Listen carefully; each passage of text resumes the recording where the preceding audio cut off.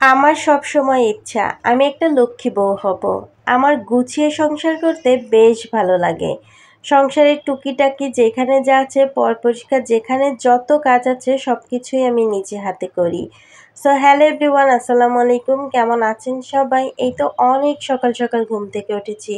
দেখুন ব্যস্ত শহরটা কত নিরিবিলি লাগছে। একদম কোলাহলমুক্ত যানজটমুক্ত একটা শহর। দেখতে কিন্তু বেশ ভালোই লাগছে। তাই ভাবলাম আপনাদের সঙ্গে একটু শেয়ার করে ফেলি। যাই হোক, কথা বলতে বলতে সকালবেলা উঠে অনেক কাজ করে নিয়েছি, এরপর সোজা রান্নাঘরে চলে এসেছি। যেহেতু সকালবেলায় আমার শ্বশুর শাশুড়ি আমার সঙ্গেই খায়, এজন্য আমি চেষ্টা করি তাদের ভাত নিজের মুখে চাওয়ার আগেই তাদের সামনে হাজির করার। এজন্য ঝটপট করে রান্নাবাড়া সেরে ফেলে। আমি যখন ভাজি করছি এখনও কিন্তু তেমন কেউ ঘুম থেকে ওঠেনি। আর আমি সবসময় চেষ্টা করি আর্লি মর্নিং ঘুম থেকে ওঠার। এটা আমার হ্যাবিট হয়ে গেছে। তো যাই হোক, শাপলা ভাজি করে নিয়েছি। শাপলা ভাজি করার পর মনে হলো শাপলা ভাজিটা একটু কম হয়ে যাবে।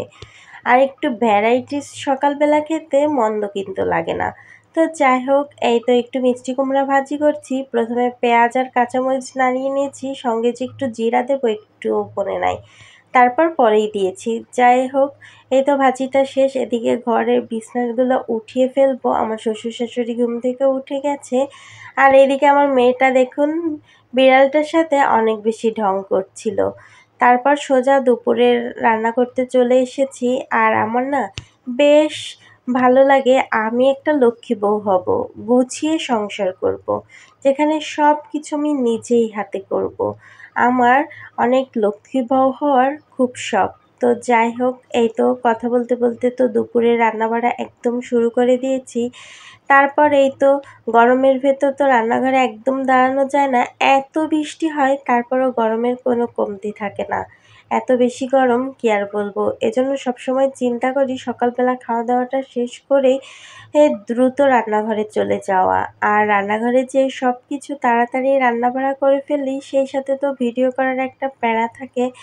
এজন্য হচ্ছে সব রান্না করতে একটু বেশি দেরি হয়।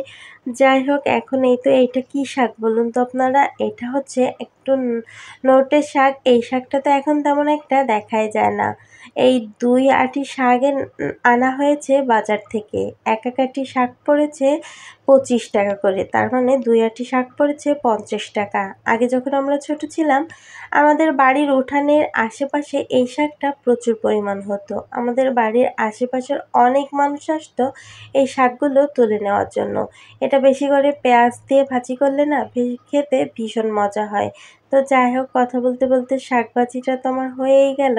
এদিকে ডালটা একটু ভেজে ভিজিয়ে দিয়েছি। তারপর এই তো ঢ্যাঁড়সের তরকারি রান্না করব। আর আজকে সব কয়টা তরকারি আমার অনেক পছন্দের। আর এই তো এইভাবে হচ্ছে ঢ্যাঁড়সটা রান্না করে ফেলবো। আর ঢ্যাঁড়স রান্না করতে বেশি একটা জালের প্রয়োজন হয় না।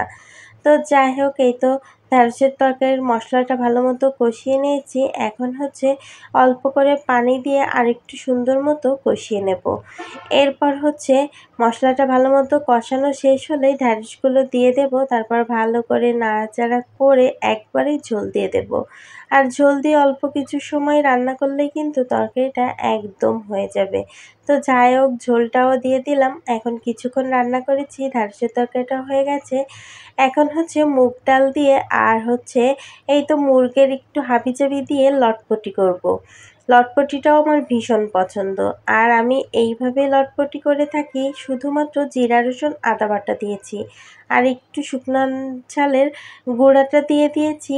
এরপর লবণ হলুদ দিয়ে মশলাটা ভালো মতো কষিয়ে নিয়েছি যতক্ষণ না উপরে তেল ভেসে উঠেছে।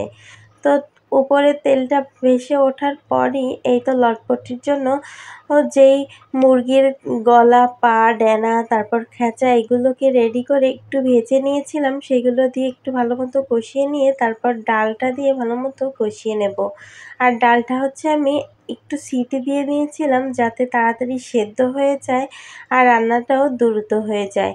এরপর এই তো এই ডালের ভেতর ঝোল দিয়ে দেব। ঝোল দেওয়ার পর অনেকটা সময় ধরে জাল করতে হবে কিন্তু, তাহলে খেতে বেশ মজা হবে। মুগ ডালটা একটু বেশি সময় জাল করলে আমার কাছে খেতে ভীষণ মজা লাগে। তো এই তো আজকের ভিডিওটা এখানেই রাখছি। সবাই ভালো থাকবেন। আল্লাহ হাফেজ। আসসালামু আলাইকুম।